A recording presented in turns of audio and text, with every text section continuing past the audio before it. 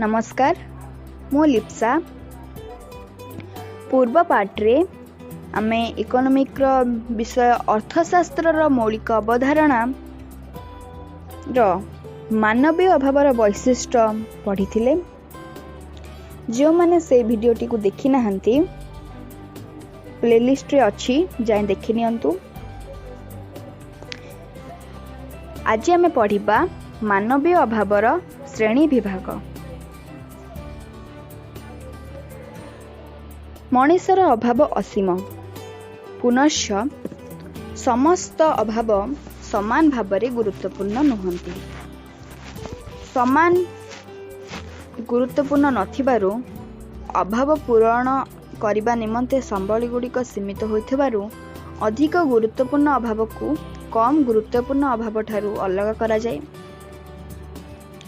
गुरुत्व अनुसार अभाव को 3 श्रेणी रे विभक्त करा जायछि। ताहा हेला अत्यावश्यक अभाव, आरामप्रद अभाव और विलास द्रव्य जनित अभाव। एबे पढ़िबा अत्यावश्यक अभाव। मनीषर मौलिक अभाव पूरण सकाशे जो द्रव्य गुड़िक अपरिहार्य से गुड़िक पाइबा इच्छा को अत्यावश्यक अभाव कहा जाए। पुणी थरे पढ़ी रखुछि। मनीषर मौलिक अभाव पूरण सकाशे जो द्रव्य गुड़िक अपरिहार्य से गुड़िक पाइबा इच्छा को अत्यावश्यक अभाव कहा जाए। अत्यावश्यक अभाव को मध्य 3 भागरे विभक्त करा जायछि। प्रथमटी होछि जीवन धारण निमित्त अत्यावश्यक अभाव, द्वितीयटी होछि कर्म दक्षता निमित्त अत्यावश्यक अभाव एवं तृतीयटी होछि परंपरागत अत्यावश्यक अभाव। एबे हम पढ़िबा जीवन धारण निमित्त अत्यावश्यक अभाव। जीवन धारण पाई जो द्रव्य गुड़िक अति आवश्यक होइथाय से गुड़िक जीवन धारण निमित्त अत्यावश्यक अभाव कहा जाए। पुणी थरे पढ़ी रखुछि।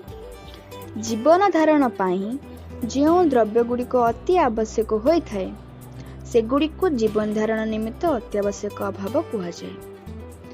सर्वनिम्न अत्यावश्यक खाद्य, वस्त्र और बासगृह एहार उदाहरण। एही सर्वनिम्न मौलिक द्रव्य बिना मनीष बंची रहिबा असंभव। अवश्य विभिन्न स्थान रे थिबा भिन्न भिन्न अवस्था जोगु जीवन धारण निमित्त अत्यावश्यक द्रव्य गोटिए स्थानरू अन्य स्थान मध्यरे एवं गोटिए देशरू अन्य देश मध्यरे पार्थक्य देखा दिए। एबे हम पढ़िबा कर्म दक्षता निमित्त अत्यावश्यक अभाव। सर्वनिम्न आवश्यकता पूरण हेले मनीष बंची रही पारे। टिके भूल पढ़ी देइथिली। सर्वनिम्न आवश्यकता पूरण हेले मनीष बंची रही पारे, किंतु ताहा द्वारा मनीषर शारीरिक मानसिक दक्षता वृद्धि हुए नहीं। जो सब द्रव्य लोकर कार्यदक्षता वृद्धि करे एवं एक कर्मठ, सुस्थ और सतेज जीवन यापन करिबारे मनुष्य को सहायता करिथाए ताहाको कर्मदक्षता निमित्त प्रयोजनीय द्रव्य कहुए। पुणी थरे पढ़ी रखुछि। जो सब द्रव्य लोकर कार्यदक्षता वृद्धि करे एवं एक कर्मठ, सुस्थ और सतेज जीवन यापन करिबा पई मनीष को सहायता करे ताहाको कर्मदक्षता निमित्त प्रयोजनीय द्रव्य कहा जाए। उत्तम बासगृह, पुष्टिकर खाद्य, उपयुक्त परिधान, सर्वनिम्न स्वास्थ्य और शिक्षा इत्यादि मनुष्यर बा श्रमिकर दक्षता वृद्धि रे सहायता होता है। तेणु ए सब को कर्मदक्षता निमित्त प्रयोजनीय द्रव्य कहा जाए। एबे हमें पढ़िबा परंपरागत अत्यावश्यक अभाव। सामाजिक परंपरा, देशाचार और अभ्यासर वशवर्ती होई अनेक समय विभिन्न मनीष माने अभाव पूरण करने को बाध्य होइथांती। विवाह, व्रत, अंत्येष्टि क्रिया और श्राद्धोत्सव पालन रे आंभ को ଯେଉଁ ବ୍ୟୟ କରିବାକୁ ପଡ଼ିଥାଏ ତାହା ଏହି ଶ୍ରେଣୀର ଅନ୍ତର୍ଭୁକ୍ତ ହୋଇଥାଏ। ଅନେକ ଲୋକ କେବଳ ଅଭ୍ୟାସଗତ କାରଣରୁ ଚା, କଫି, ସିଗାରେଟ ଓ ପାନ ଇତ୍ୟାଦି ନିୟମିତ ରୂପେ ବ୍ୟବହାର କରିଥାନ୍ତି। ସେଗୁଡ଼ିକ ଜୀବନ ଧାରଣ ବା ଦକ୍ଷତା ବୃଦ୍ଧି ପାଇଁ ଆବଶ୍ୟକ ହୋଇନଥାଏ। ଉପରୋକ୍ତ ସମସ୍ତ ଦ୍ରବ୍ୟ ସାମାଜିକ ପ୍ରଥାର ତାଡ଼ନା ଓ ଅଭ୍ୟାସର ଚାପ ଯୋଗୁଁ ବ୍ୟବହାର ହୋଇଥିବାରୁ ଏଗୁଡ଼ିକୁ ଅଭ୍ୟାସଜନିତ ଓ ପରମ୍ପରାଗତ ଅଭାବ ବୋଲି କୁହାଯାଇଥାଏ। ଏବେ ଆମେ ପଢ଼ିବା ମାନବୀୟ ଅଭାବର ଶ୍ରେଣୀ ବିଭାଗର ଦ୍ୱିତୀୟ ଆରାମପ୍ରଦ ଅଭାବ। ଜୀବନକୁ ସରଳ, ସୁନ୍ଦର ଓ ସୁଖମୟ କରିବା ନିମନ୍ତେ ଯେଉଁ ଦ୍ରବ୍ୟଗୁଡ଼ିକ ପାଇବାର ଇଚ୍ଛାକୁ ଆରାମଦାୟକ ଅଭାବ କୁହାଯାଏ। ପୁଣି ଥରେ ପଢ଼ି ରଖୁଛି। ଜୀବନକୁ ସରସ, ସୁନ୍ଦର, ସୁଖମୟ କରୁଥିବା ଦ୍ରବ୍ୟଗୁଡ଼ିକୁ ପାଇବାର ଇଚ୍ଛାକୁ ଆରାମଦାୟକ ଅଭାବ କୁହାଯାଏ। ଉତ୍ତମ ପୋଷାକ ପରିଚ୍ଛଦ, ଆଧୁନିକ ସୁବିଧା ଥିବା ସୁସଜ୍ଜିତ ବାସଗୃହ, ବିଦ୍ୟୁତ ପଙ୍ଖା ଓ ଟେଲିଭିଜନ ଆଦି ଆରାମଦାୟକ ଦ୍ରବ୍ୟର ଉଦାହରଣ। ଏଗୁଡ଼ିକ ଜୀବନ ଧାରଣ ପାଇଁ ଆବଶ୍ୟକତା ନୁହନ୍ତି, କିନ୍ତୁ ଏହାର ଅଭାବରେ ଦକ୍ଷତା ହ୍ରାସ ପାଇଥାଏ।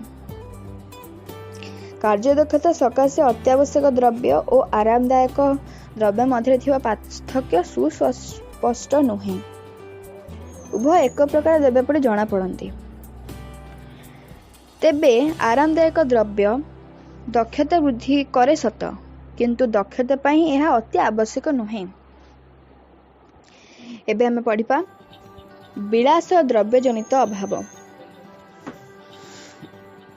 ଯେଉଁ ଦ୍ରବ୍ୟଗୁଡ଼ିକ ଜୀବନ ଧାରଣ ପାଇଁ କିମ୍ବା କାର୍ଯ୍ୟଦକ୍ଷତା ବୃଦ୍ଧି ପାଇଁ ଆବଶ୍ୟକ ହୁଏ ନାହିଁ, କିନ୍ତୁ ତାହା ବ୍ୟକ୍ତିବିଶେଷଙ୍କ ଅହମିକା ସନ୍ତୁଷ୍ଟ କରିବା ଏବଂ ସମ୍ପଦ ଓ ଆଭିଜାତ୍ୟ ପ୍ରଦର୍ଶନ ନିମନ୍ତେ ପାଇବାର ଇଚ୍ଛାକୁ କରାଯାଇଥାଏ, ତାହାକୁ ବିଳାସ ଦ୍ରବ୍ୟଜନିତ ଅଭାବ କୁହାଯାଏ। ଟିକେ ଲଙ୍ଗ ଅଛି, ମୁଁ ଆଉଥରେ ପଢ଼ୁଛି। ଯେଉଁ ଦ୍ରବ୍ୟ ଜୀବନ ଧାରଣ ପାଇଁ କିମ୍ବା କର୍ମଦକ୍ଷତା ବୃଦ୍ଧି ପାଇଁ ଆଦୌ ଆବଶ୍ୟକ ନୁହେଁ, କିନ୍ତୁ ବ୍ୟକ୍ତିବିଶେଷଙ୍କ ଅହମିକା ସନ୍ତୁଷ୍ଟ କରିବା ପାଇଁ ଏବଂ ସମ୍ପଦ ଓ ଆଭିଜାତ୍ୟର ପ୍ରଦର୍ଶନ କରିବା ପାଇଁ ଏହାକୁ ପାଇବାର ଇଚ୍ଛା କରାଯାଇଥାଏ, ତାହାକୁ ବିଳାସ ଦ୍ରବ୍ୟଜନିତ ଅଭାବ କୁହାଯାଏ। କେତେକ ସମୟରେ ଏଗୁଡ଼ିକ ସାମାଜିକ ପ୍ରତିଷ୍ଠାର ପ୍ରତୀକ ରୂପେ ବିବେଚିତ ହୋଇଥାନ୍ତି। ସୁଦୃଶ୍ୟ ରାଜକୀୟ ପ୍ରାସାଦ, ଅତିମୂଲ୍ୟ ପୋଷାକ ପରିଚ୍ଛଦ, ମୂଲ୍ୟବାନ ଗହଣା ଓ ବହୁ ସଂଖ୍ୟକ ଦାସଦାସୀ ଆଦି ବହୁ ଲୋକଙ୍କ ପାଇଁ ବିଳାସ ଦ୍ରବ୍ୟ ରୂପେ ଗଣ୍ୟ। ଅଭାବର ଉପରୋକ୍ତ ଶ୍ରେଣୀ ବିଭାଗ ଚିରସ୍ଥାୟୀ ଓ ଅପରିବର୍ତ୍ତିତ ନୁହେଁ, କିନ୍ତୁ ଏହି ଶ୍ରେଣୀ ବିଭାଗ କେବଳ ଏକ ଆପେକ୍ଷିକ ଧାରଣା। ଗୋଟିଏ ଦ୍ରବ୍ୟ ଜଣଙ୍କ ପାଇଁ ଅତ୍ୟାବଶ୍ୟକ, ଆଉ ଜଣଙ୍କ ପାଇଁ ଆରାମଦାୟକ ହୋଇଥାଇପାରେ ଏବଂ ତୃତୀୟ ଜଣଙ୍କ ପାଇଁ ତାହା ବିଳାସ ଦ୍ରବ୍ୟଜନିତ ମଧ୍ୟ ହୋଇଯାଇପାରେ।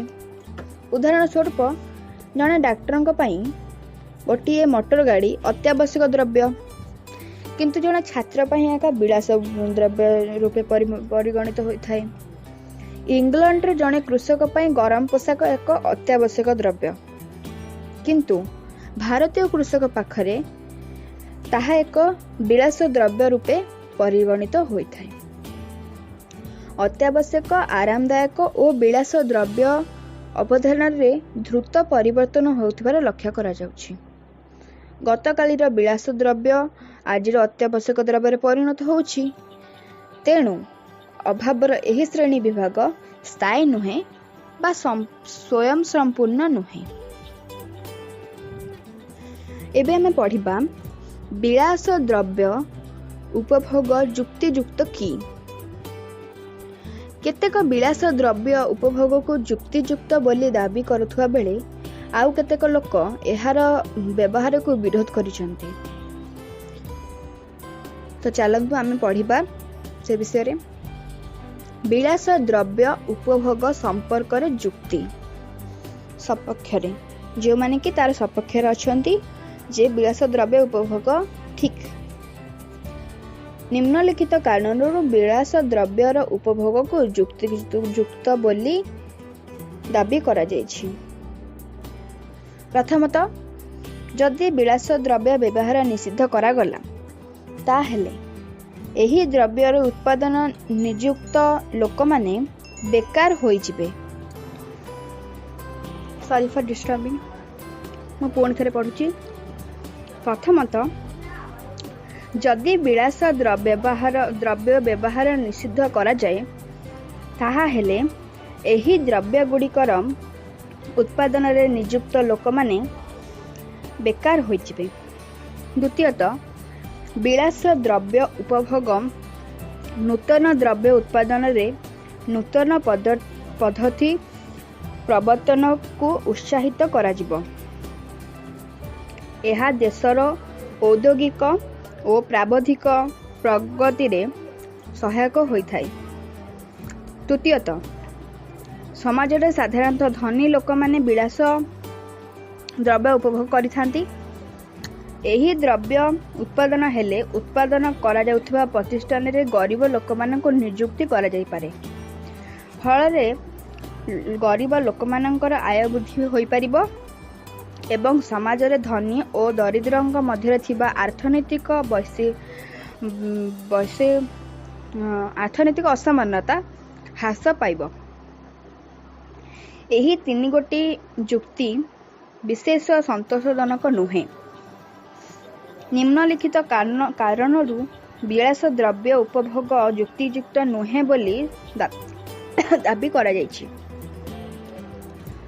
प्रथमतः विलास द्रव्य उपभोग जीवन धारण पाई किंबा कर्मदक्षता वृद्धि पाई आदौ आवश्यक नुहे।